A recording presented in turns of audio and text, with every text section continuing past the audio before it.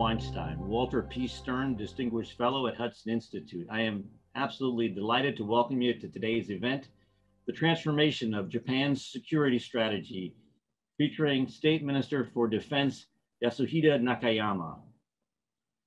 The declaration by Japanese Defense Minister Nobuo Kishi that Japan would not set defense expenditures to 1% of GDP, but would instead peg spending to security threats marks the latest development in the evolution of Japanese strategic thinking.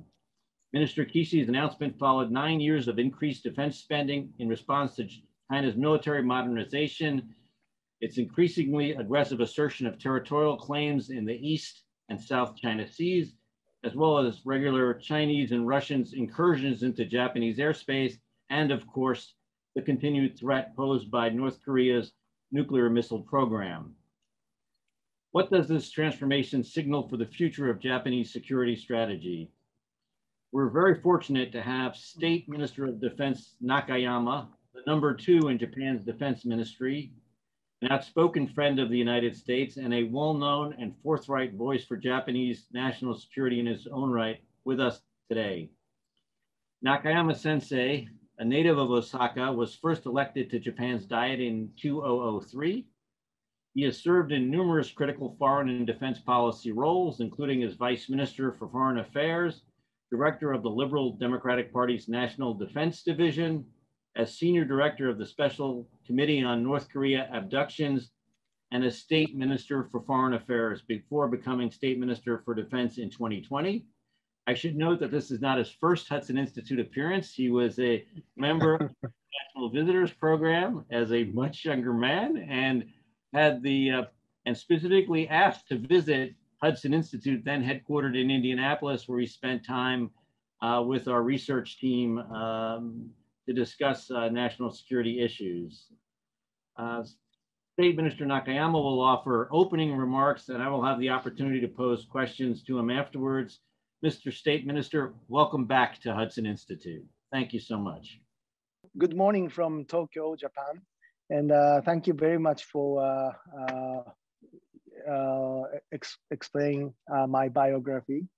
And I'm really glad that, can I call you Ken? Because it's a very familiar name in Japanese. It's actually the Japanese name, Ken. So I'm really delightful and very glad that the Hudson Institute invite me to this conference. And it is very great honor for me to join Hudson Institute because Ken already told about my story. When I was 20s, I was invited as a international visitors program from the United States government, Department of State program. And I requested to visit Hudson Institute because when I was that age, I was always watching Hidaka's report in Japan. And I was really interested in his report. And I searched his bio, and he is the team of the Hudson Institute. So I request DOS to introduce me to the Hudson Institute headquarters. And I thought Hudson Institute is in Washington, D.C., but actually it doesn't. The head office is in Indianapolis. So I went there and I really enjoyed staying in Hudson Institute. And I met with President London at that time.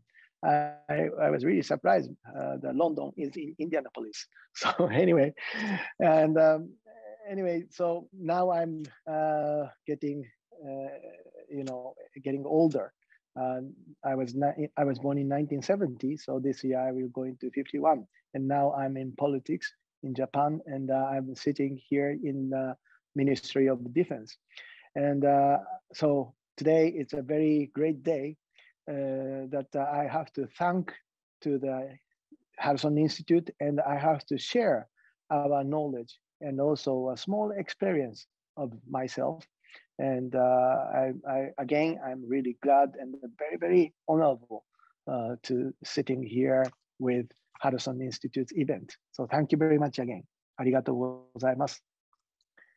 So first, I'd like to talk about what is happening around Japan. And also, I can say that what's happening and the situation has been changed is not concern or the problem or issue that the Japan only have.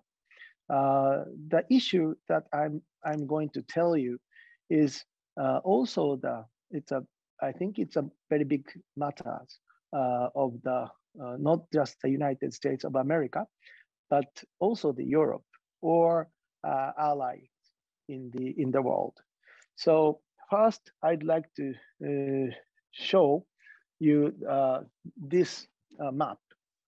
So this map shows you the range of JL2 missiles and also JL3 missiles. It's a missile range, easy to understand. So this is Japan, my country. This is North America, Canada, and the United States, Washington, D.C. And so you can see the red submarine here. This is what we call South China Sea. So the Chinese naval activities is actually they are getting more power, and also they are investing the lots of budget focusing on especially to the maritime businesses, and that means submarines. And of course, it's a nuclear submarines. And they used to have the JL2 missiles, which is a range about 8,000 kilometers. And so if the Chinese submarine launched missile from JL2 for this direction, which means your house direction, maybe Honolulu, it's in the range. And sometime Alaska, sometime West Coast, it can reach to your place. It's a possibility. But actually 2020, last year, which we tried to having a Olympic and Paralympics in Tokyo, but unfortunately the virus came out from the Wuhan, China, and expanded and took lots of lives from the world, all over the world. And I send condolences to the who lost their lives by this tragedy and disaster of the pandemic. So anyway, 2020, the Chinese PLA planned it to create the new missiles, updating missiles called JL3 missiles. So what about the JL3 missiles? JL2 range, it's about the Honolulu, which I told you already. But JL3, it's getting more range they can get. So even the East Coast, the White House in Washington, D.C. it's already in the aiming of the target range of the JL3 missiles.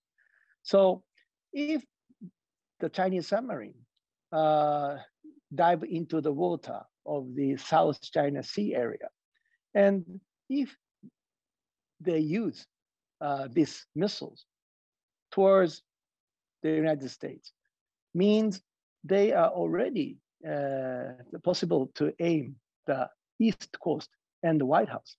So I think those kind of situation is a fact why the United States, the former president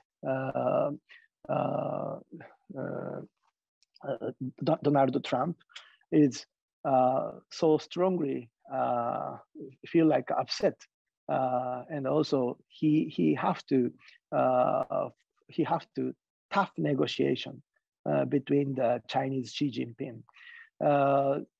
I think it looks like only a tech issue, the 5G issue, but also 5G means future techniques like on the internet or the AI if you talk about AI with China, there's two meanings of the AI. One is an artificial island in the South China Sea. The other AI is the artificial intelligence, which we need a moral when we create those technology. So I think the former administration is also consider about what the China's next movement or step step towards the world. And now the President Joe Biden administration actually he against with Donald Trump strongly during the campaign or even after the campaign.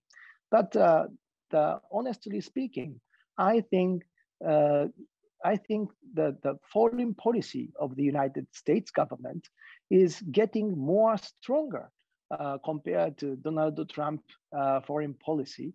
And actually, Joe Biden's administration updating the base of the Donald Trump foreign policy, especially towards China, and also the Asia region.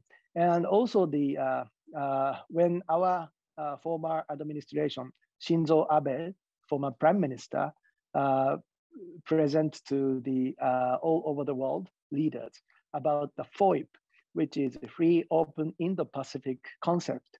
And Donald Trump, the former president, strongly follow and catch up about the Shinzo Abe's policy, which is FOIP. And even the present administration, Joe Biden's administration, also following this concept. So as a Japanese politician, I'd like to say thank you very much, the United States and US and Japan's strong strengthening to the foreign policy issues, especially against this kind of threat and concern for the both country and also the entire world have to be think together. And we have to solve those issues together. And not just the Japan or US, but if you look at the north side, you can see not the United States, Canada, but also the EU countries, all the European countries, including the aim and the range of the new missile from the Chinese PLA threat. So, and also there is another movement on the issue of the Earth, which means we can, if you look the Chinese activities around Japanese soil or the access water or the air defense when you're focusing on, you can see the China and Russia collaborating together when they're doing some military exercise around our neighbors. And actually right now, the Russians military activity in the northern territory of Japan, actually they are doing, using the troops, more than 10,000 troops in the northern territory of Japan. And this kind of activity or the military exercise is really pressure to the Japanese citizens, so that the Ministry of Foreign Affairs of Japan yesterday we claimed to the Russian ambassador and also the Russian embassy, and so and also the bombers flew over our sky nearby, and they flew over and across our territorial sky. They crossed the border of our sky. So last year. And so those kind of activities between the Russians and also the Chinese military exercises, they are increasing the situation and the numbers.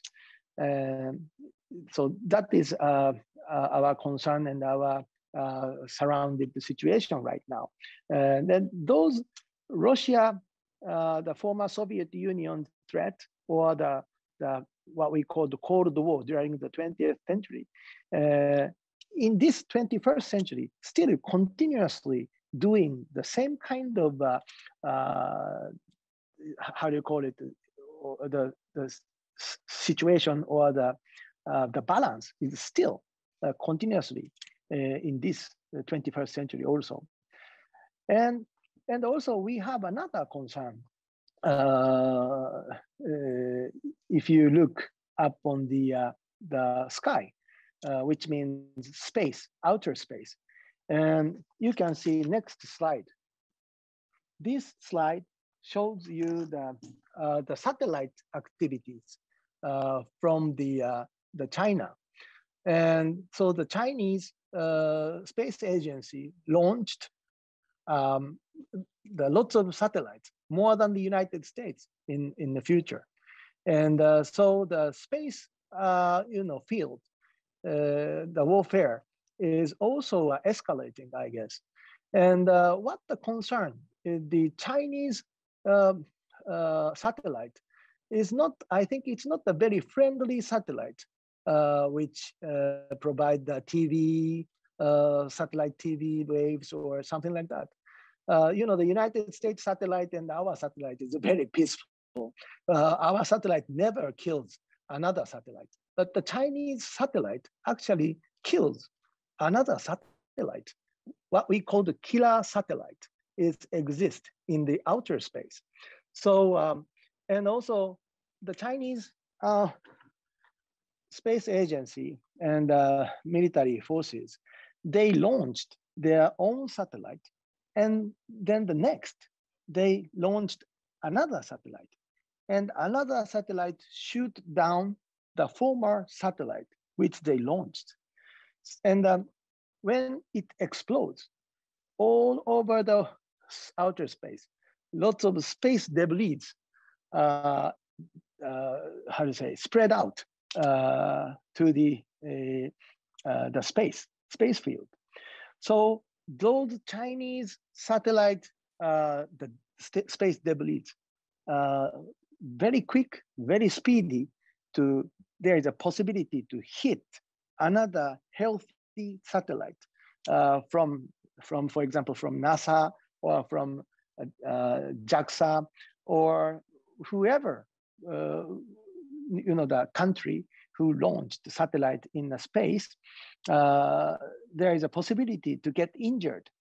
So we, the country of the democratic country especially, and also the country who is really interested in, and also we get the profit from the space, have to think how to hedge the risk of the space debris made by China. So actually, if we have to protect from the missile from somewhere, we cannot provide the solutions without GPS. Even the automotive cars, you have a car navigation system inside of your the car. So if satellite damaged, all the waves provided from the outer space is going to stop, and this this will affect to the very big damage to the economy, to the all over the world. So I would like to say that the Chinese Space Agency or the PLA activity in the outer space have to be safe activity, and please behave what you are doing in outer space is concerning our all the space agency from the world.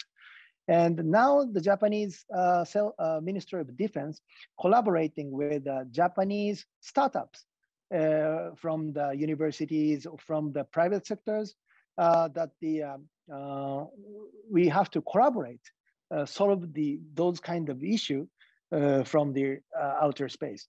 So which means we are collecting some seeds from the startups.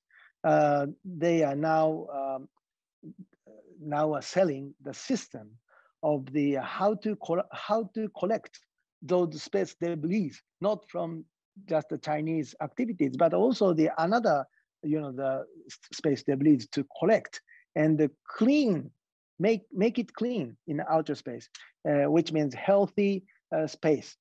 So those kind of sectors we have to create, and we have to pioneering those kind of new tech, which is going to become a basic of the outer space activities. And also, finally, this is a very famous GPS photo. So this is the South China Sea. You can see Philippines and ASEAN countries surround. This is the South China Sea, but there is lots of artificial island made by China during the Obama administration. And for example, this is one of the biggest reef in 2014 in the South China Sea. But 2015, 1 year later, the Chinese destroy all the reef, all the environment, natural environment. They ignore the natural environment and turn into those kind of man-made islands. And this 2020, now they already made almost 4 kilometers runway for the military base. So those kind of destroying and ignore the natural resource of the earth and creating the new base for the military base inside of the South China Sea. It's not understandable for all the Asian free and democratic country. This is a big threat, not just for us in Asian people, but also the concern of even the American citizens or the European countries. So that's why all the European country and also of course, the United States, the armed forces, now coming forward and together exercising in the Asia. So those kind of exercise, I think we can show the deterrence towards the country who is not, who is doing what I told you, those kind of very dangerous and activities. And so if you look them up, this is the United States, and this is my country, Japan, Pacific Ocean. And now, one more thing, we have a Honolulu here. The 70 years ago, we attacked Pearl Harbor, but now US and Japan is a very good allies, like, it's one of the best allies in all over the world. And we can together preparing for the defense for the lots of, if something enemies activities or even evils coming attack our nation or our citizens, we have to protect together. But if you look the news from Zvezda, which is a Russian report, the news from the Russian military, they are actually exercising now just right in front of the Honolulu. And there are battleships, nuclear submarines and big airplanes, and they are really exercising just right in front of the western part of Honolulu. And so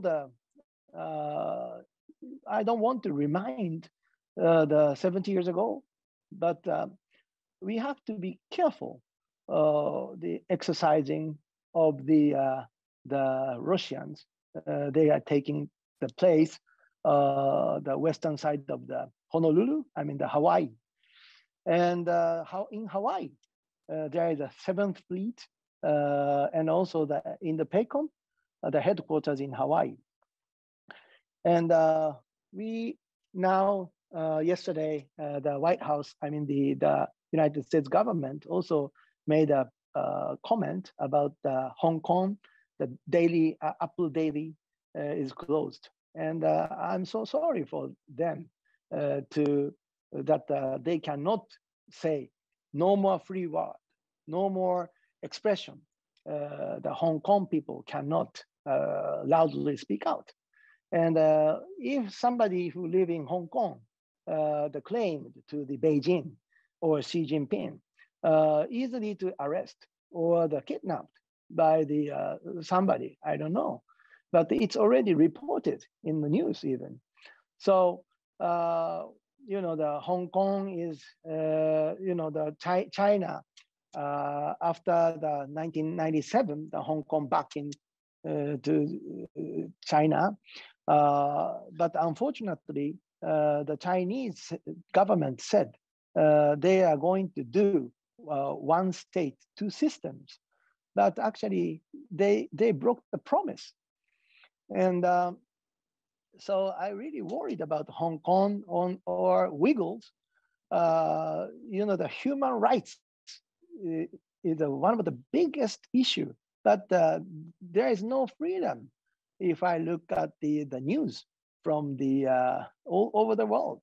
So I really want that the United States and who agree about the human security or humanitarian aid or human rights issue have to be think together and act together, and to we have to let's hear the voices from the suffering, from those kind of pressure from the some kind of the country or government, what we call the autocrats or the autocratic governments.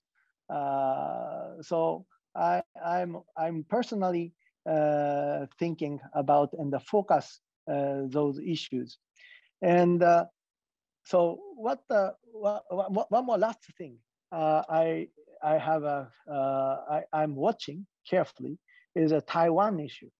So the Wall Street Journal reported my opinion as their opinions about I told about how to say red line of the 21st century of the Asia is Taiwan Strait.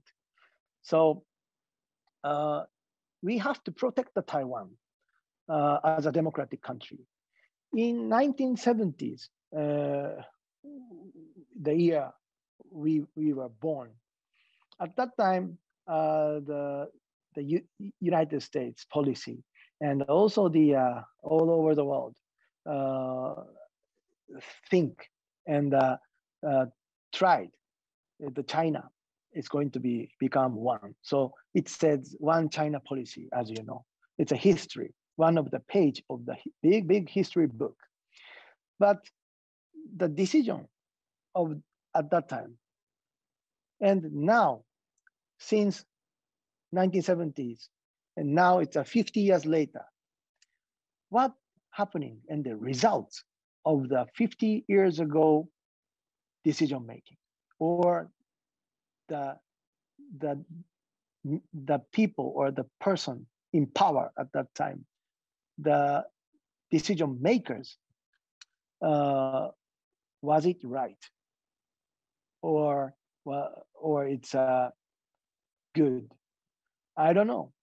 The future kids generation, if they become adult, they are going to, I think, judge the historical moment about from the political point of view. So what I'd like to say is, democratic country have to protect the democratic country and allies. And if you look at the cyberspace, cyber intelligence, or the cyber security, I was attend White House Cyber Security Conference. I was attend European Security Conference on cybers. And when I attend both meetings, I felt there is a new type of Cold War already exists in the cyber field.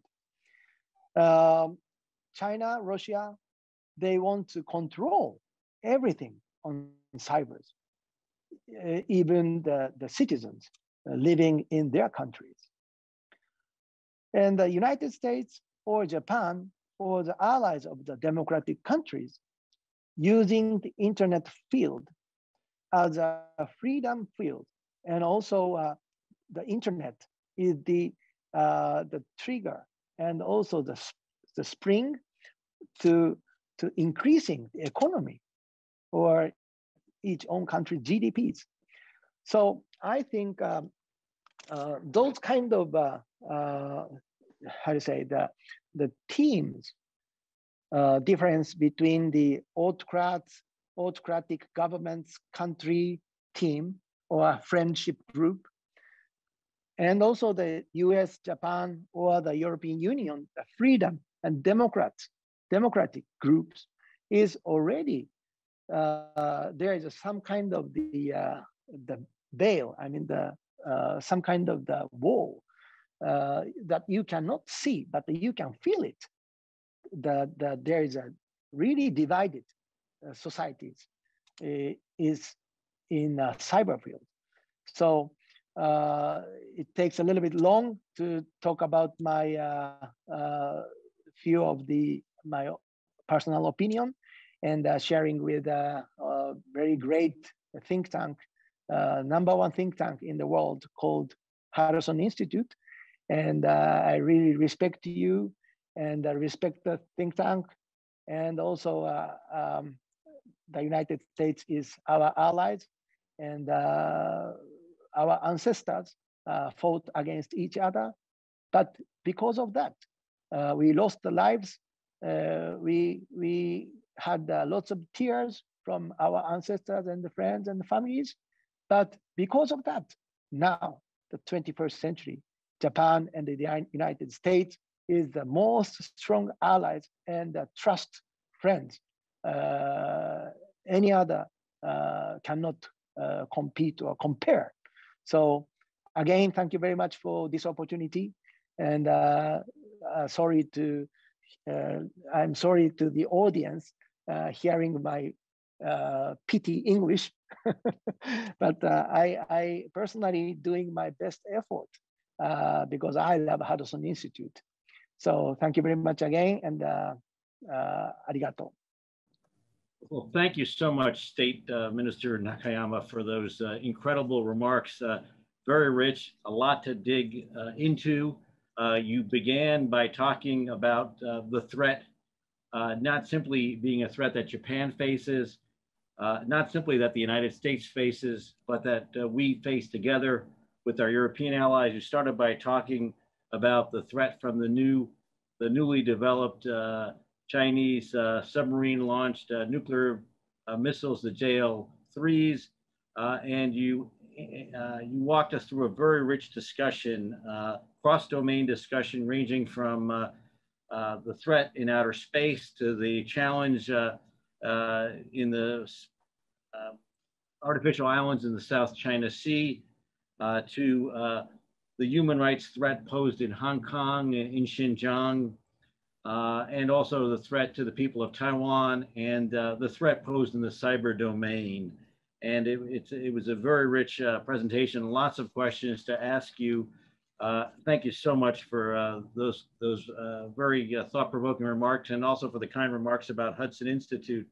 Let me begin by picking up on the Taiwan theme that you raised towards the end. You and Defense Minister Kishi are among Taiwan's best friends in the Japanese Diet, but as warm as the relationship is between the Japanese and Taiwanese people, and as crucial as the defense of Taiwan is to the defense of Japan, the official relationship has very significant legal limitations. You hinted in your remarks about the fact that it's our children will look back at the decisions made in the 1970s about the One China policy and ask if it's if it was wise or not. And I'm wondering how you see do you see an evolution in Japanese-Taiwan relations occurring? How long will it take?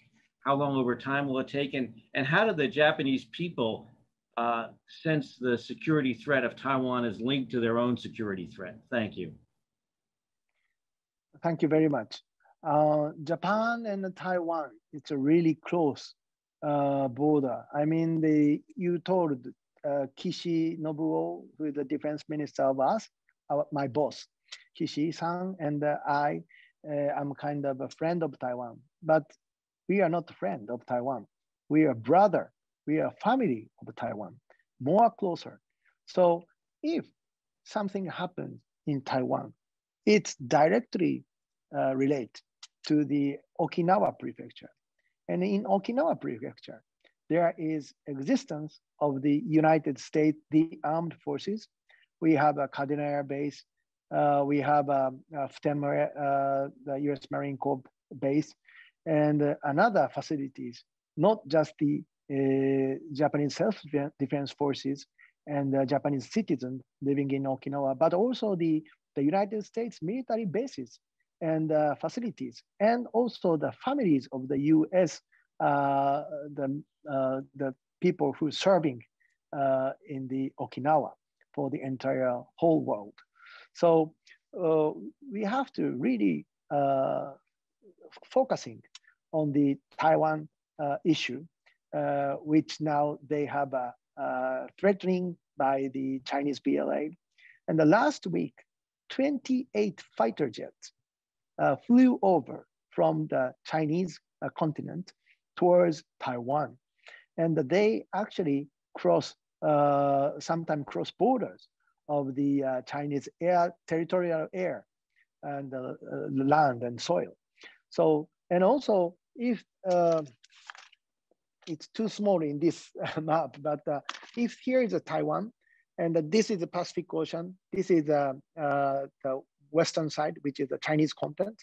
The Chinese fighter jet, PLA fighter jet, coming from the continent of the China, and also the battleship used to be exercising around this China-Taiwan Strait.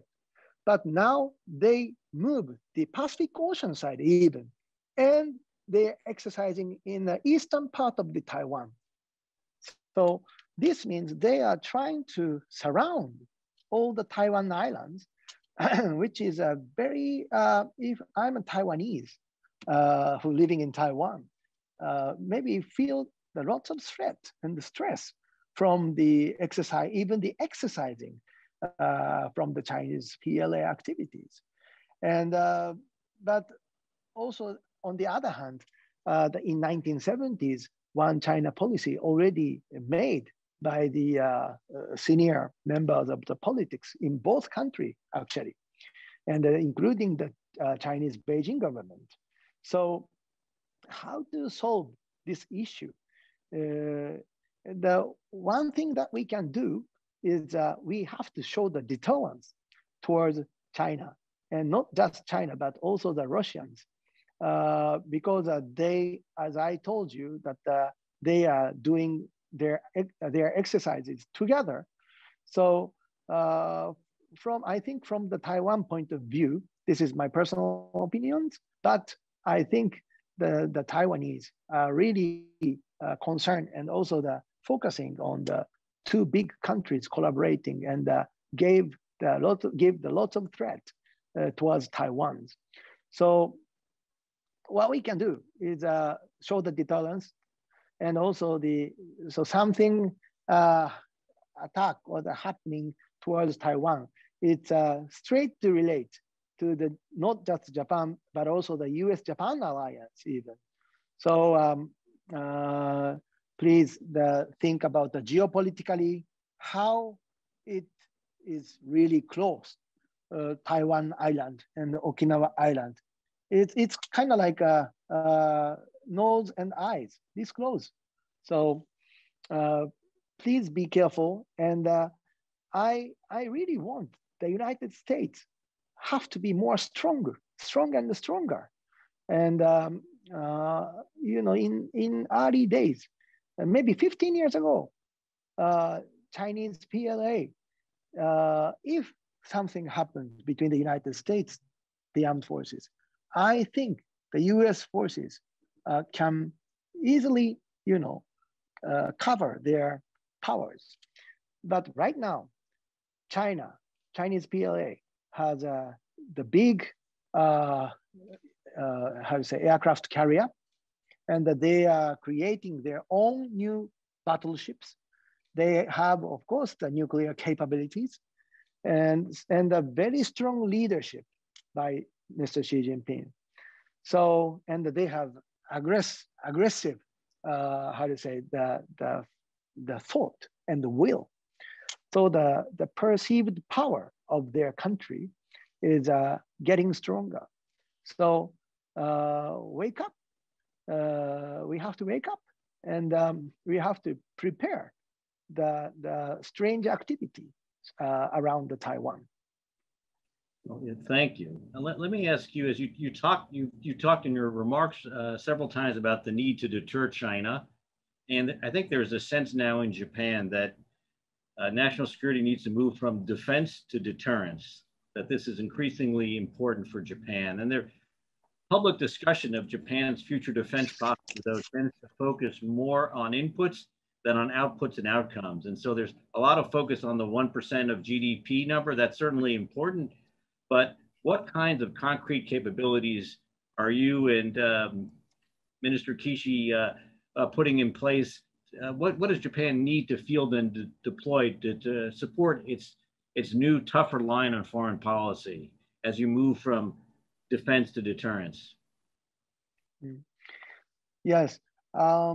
As I told you, the classic type of warfare, we only have to protect the land, air, and sea. Only three domains. I mean the warfare. But right now we have to think adding another warfare and the war fields called space and cyber, and also electric in Japanese called denshisen, electric warfare. So we have lots of warfare and the domains, more than 6, and plus fake news and internet, cyber intelligence and counterintelligence, and also not just a big country, but on the other hand, there is some organization called Hamas, Hezbollah, even the Japan Red Army, or lots of classic type of the terrorist, or the new type of the terrorism is existing in this world right now. So we have to prepare when we think, and we have to prepare for the all of those kind of activities. We have to try to increase the budget for the defense, and also the intelligence and the interior issue even. And right now, the ruling party called Liberal Democratic Party, they requested us to the Japanese government, please try to increase the budget of defense they are requesting. Actually, our budget is the 50% of our budget for the defense is the salary of the self-defense force staffs. So only 50% of the whole budget of defense is we can buy some missile, we can buy some tanks, we have to R&D the next techniques or spin-off and collaborate with private sectors or academia. So our budget are really limited. So that point of view, we have to creating together and try to make it cost more lower, and also the sharing our capabilities, and working out the path how to protect. So, and also we are also trying to think about the standoff capability, about the missiles, and also the defensive whole sky from the enemy threat, from the via sky. And also we have to think about the GPS technology for the future together, like the satellite constellation in the entire the Earth. Which is we have to protect from the HGV, the high speed, the new missiles, cruising type of missiles, and also it's like a pitching of the Japanese pitcher in the U.S. Baseball field. Sometimes they throw a very good ball, but it's going to be curved suddenly. So those kind of a new type of missile, which we cannot so easily protect or detect. So we have to creating the enemy creating the new tech. So we have to creating new defense tech, but cost efficiency is also needed. And we have to try to make them understand from the voters, from the taxpayers, the way of thinking and their concept and the opinions. It's very, very important. So we, the politicians and the government, have to approach to the people of own citizens to make them understand what's happening in the world, and we have to hedge the risk of the war. I really surprised also on the trip to by the DOS invited as an international visitor program. I visited Honolulu, the final destination. And I thought that was lucky, but only the business. So I went the United States Army facility in Honolulu, Waikiki. There is Asia Pacific Security Studies, the think tank runs by US Army. And they actually inviting 41 countries at that time, including Chile, which countries surround the Pacific Ocean. And the United States government invite all the future golden eggs from the 41 countries, diplomats, military officials, and all the young people get together in Honolulu. And the whole week and the weekends spend time together in 3 months in Honolulu. So I learned the United States government at that time, Indian officials and also the Pakistan officials, both invited in Honolulu at that time. And first time Pakistan, India, it's not so good relations between the two. And the one Indian official dropped the pen. The Pakistan never took it, I mean, for him. But 3 months, we have a weekend, they can do canoeing, surfing, barbecues, get together, talk together, the showing our own, the way of thinking together, and sometimes maybe arguing and fight with a conversation.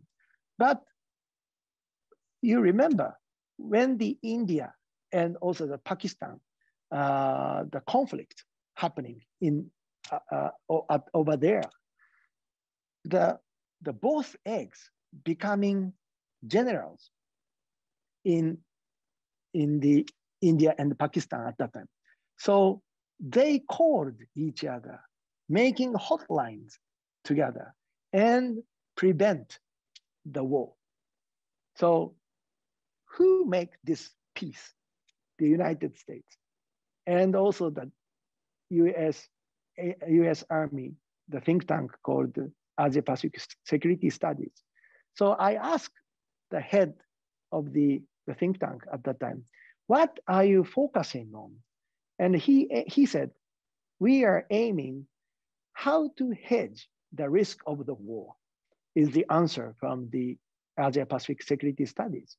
And I personally really, attract my philosophy.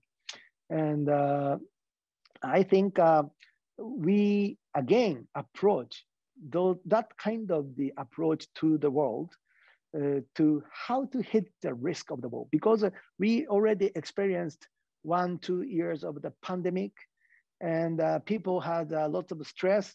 The economy is a lot of debt, and now the environment is a worst situation right now.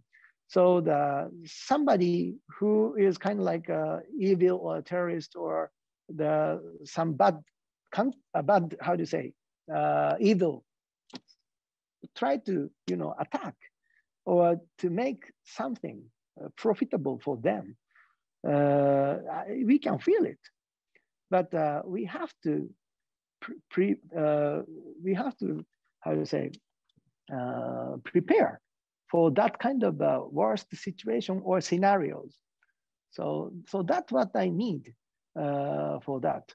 And actually, back to your question, and my answer is that we have to increasing the budget to how to hit the risk, and not attacking the enemy, but we have to protect our own how to say, citizens and the profit, and our own property and the soils, our land, homeland. So, and the free world, democratic world. So long answer, but and also my sorry again, but my English skill is not so good. If I'm speaking Japanese, maybe I can say more good and the better opinion, but I hope that Ken, you will catch my wave. I mean, catch my message. State Minister Takayama, you're speaking very clearly. We get your message. You're speaking beautifully. Yes, arigato. Thank you very much.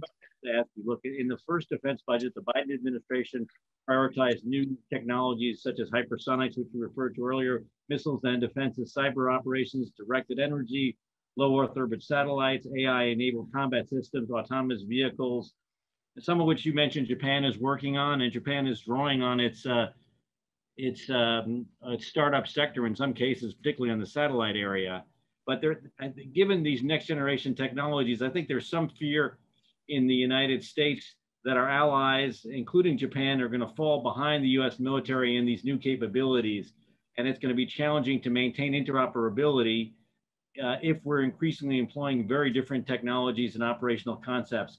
Can the JMOD maintain interoperability? Yeah, thank you very much.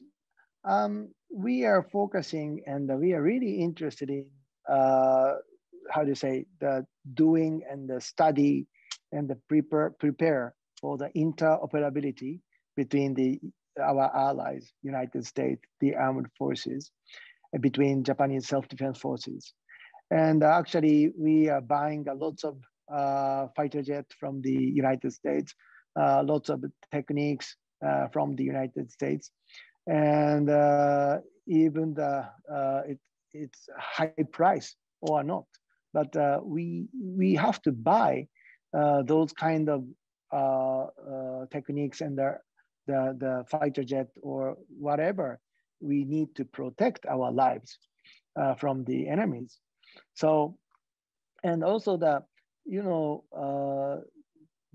alliance between the US and Japan, and the alliance between the humans who works inside of the militaries and self-defense forces, their capability is not one day you can make it. It's not instant. We doing lots of work every single day. And actually right now inside of the Japanese soil, US, Japan exercising together in somewhere in this country. And actually next week, I'm going to Hokkaido to watch their exercise, Japan, US together in Hokkaido. So those kind every single day collaboration between the United States and on behalf of the Japanese staff in MOD, I think interoperability is not the machine or machinery or mechanics. It's a human being. So we, the human, and the United States soldiers and the Japanese self-defense forces staffs, they more synchronized together. So, and we know the cost efficiency is a mutual profit. So we have to protect on our companies, private companies, who are creating the arms or the armament. And the United States also have same issue. So they need to protect by the economy point of view too.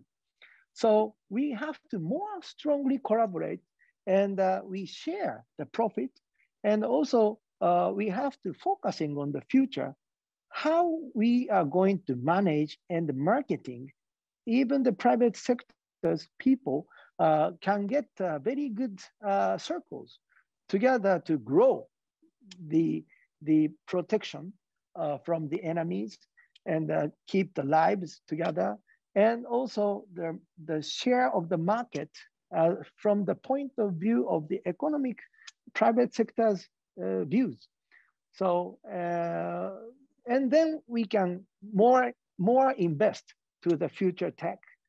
For example, actually the China and Russia doing very good. They are friends. They are very good friends, I think. But on the other hand, they are creating their own missiles capability, their own submarine capabilities. They are sharing their knowledge together, even with academia, I guess, or R&D center PhDs. And actually, few of the PhDs in China, they study abroad in the United States, like a special university, MIT, Harvard, Caltech, Stanford. Those very good universities actually educated them, a few of them, I think. So the United States knows what the university taught them. So they are very skillful and they are very genius people. So we have to more focusing on how to protect, and not just protect, but how to hedge the risk. So I think the interoperability is not just the techniques, but first we need a trust between the humans, and it learn from the human being. And we are going to have some needs, and the needs, the target and the purpose is the machine and the mechanics and the techniques collaborating together. And we are going to think about basically the geopolitics. So the geopolitics point of view, now United States, a very big, huge country, and we are facing each other, but there is a big ocean called the Pacific Ocean. But the 50%, the western part of the Pacific Ocean, which is Honolulu here, the US here, Japan here, Honolulu to Japan, this zone is becoming the Chinese and Russians come in this zone. So the United States, the protection line is going to be backwards a little bit. So I think how to protect those kind of the geopolitically concerned area, we have to use interoperability philosophy together, Japan and the US together, and even the Taiwan. They are making a very good machine, and they have a capability to manufacture it.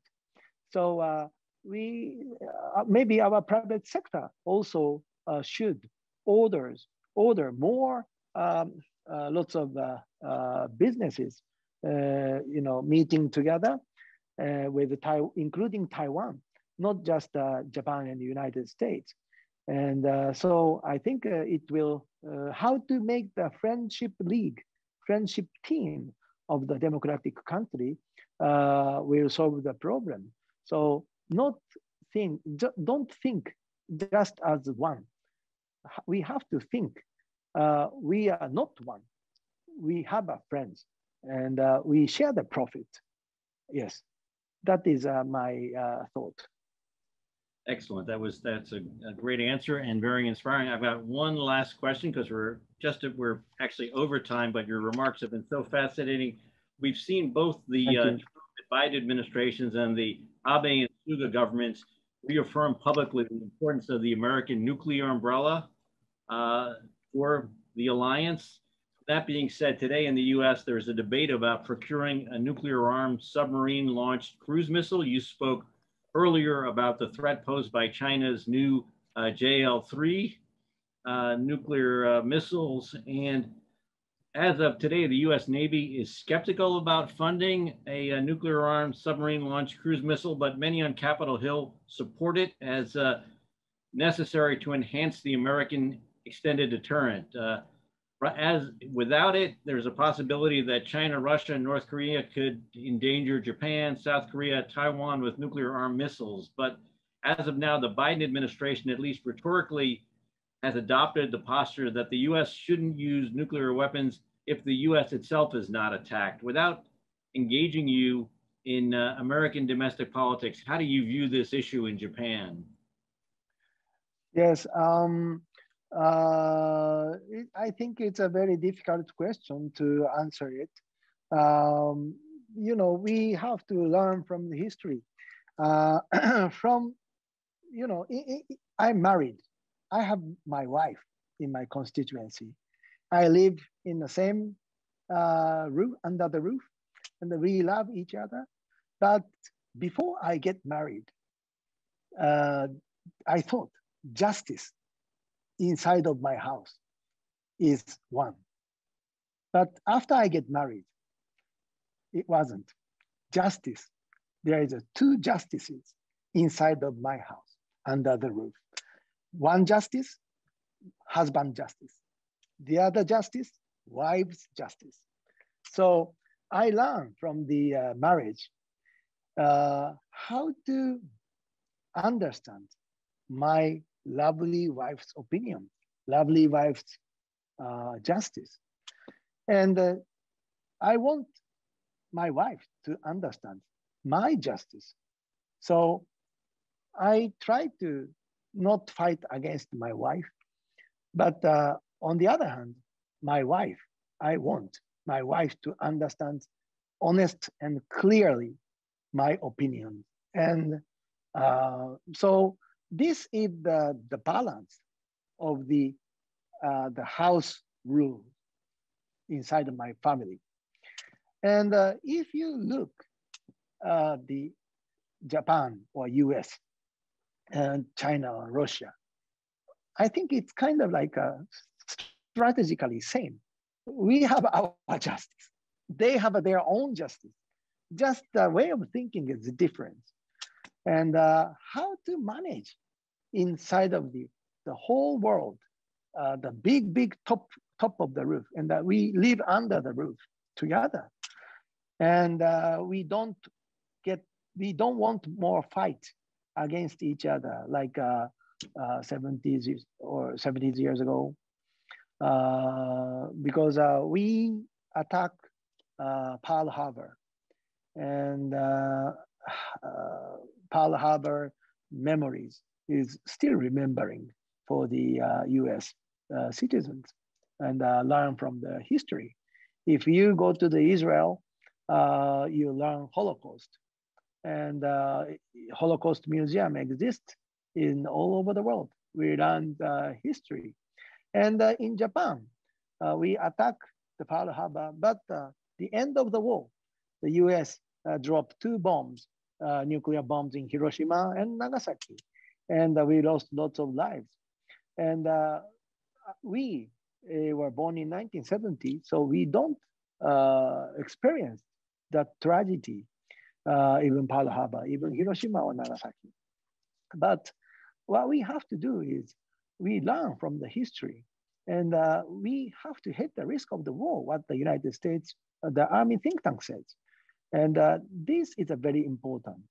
So how to use or how to react using the power of the nuclear weapons capability. before that, we have to think how to manage the counterpart of the another world. Their justice is where and the which and what their needs. So when we use options of the military capability, before that, we have to do the foreign policy, diplomatic relations is more needed. And otherwise, if now the capability of the nuclear weapons is much, much more stronger compared to Hiroshima or Nagasaki. If some country shoot the torpedo from their continent towards Honolulu, that missiles, torpedoes, the warheads is compared to Hiroshima, it's 200 times more than Hiroshima. So I've been to Hiroshima before, and I went to the museum before. From that experience and the perspective, if 200 times more strong atomic bombs or torpedoes or missiles, warheads towards Honolulu, I think Honolulu will be erased from the map. So we have to think before using those powers. We have to think how to stop it. I think we have to discuss about these issues is very important, of course. And I have my opinion about the nuclear umbrella issue, of course. But before that discussion, I want to discuss more peacefully way to provide and protect how we manage the big roof and inside of our house. So that's why I told you a story. We cannot get divorced. Lots of people divorced, but we cannot actually. When you think about the map of the geopolitics of the world and the world economy or the internet, especially, there is no border. So once you affect, maybe in South Africa or the North Pole even, can get effect from somewhere in downtown of LA or the New York, so we connected already in 21st century. So your problem is my problem. Your profit is my profit. So those kind of the way of thinking will need it. And we, the Japan and the Japanese people, try to erase all the nuclear the arms from the world, I guess. But there is two types of the way of thinking. The nuclear weapons afforded by the democratic country or the freedom country, nuclear weapons afforded by the communist country or some dictatorship country.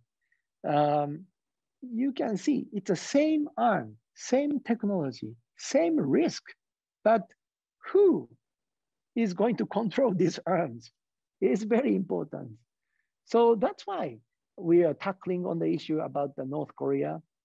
I was really surprised, but I was really that was one of the big challenge when Donald Trump visited Kim Jong-un directly and bilaterally straight speak between the North Korea and the United States as a president. And I thought he moved the Kim Jong-un. But unfortunately now, even the US offer to the North Korea, but the North Korea respond is not so good mood. But I think never give up. We, the country, the United States and Japan, the democratic country, have to approach peacefully together towards even the North Korea. We have a missile situation, we have a nuclear weapon situation, and we have the adaptive issues. And so we have a concern together. And so that's why we have to approach together.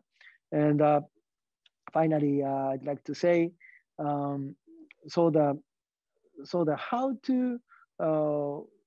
to make a discussion about those kind of the nuclear umbrellas is if we talk about this, I think the counterpart of the another world will going to talk the same way. So we have to show, and we have to, the coronavirus divided everybody in the world, that vaccine and then get together immediately and talk in person, face to face, and no more hiding the secrets. But the threat is mutual threat for the both sides. So we never again the Hiroshima and Nagasaki, another Hiroshima and Nagasaki to the world. So I want to stop those kind of tragedy in the future. So that is my opinion. So thank you very much. Thank you very much on those incredibly articulate words. I just want to thank you, State Minister Nakayama, for gracing us. You're one of the rising stars in security circles in Japan, and all of us at Hudson Institute can see why. We're proud to consider you part of the Hudson Institute family and look forward to welcoming you to Washington when travel begins again. And thank you so much for your insights. No, thank you very much, Ken.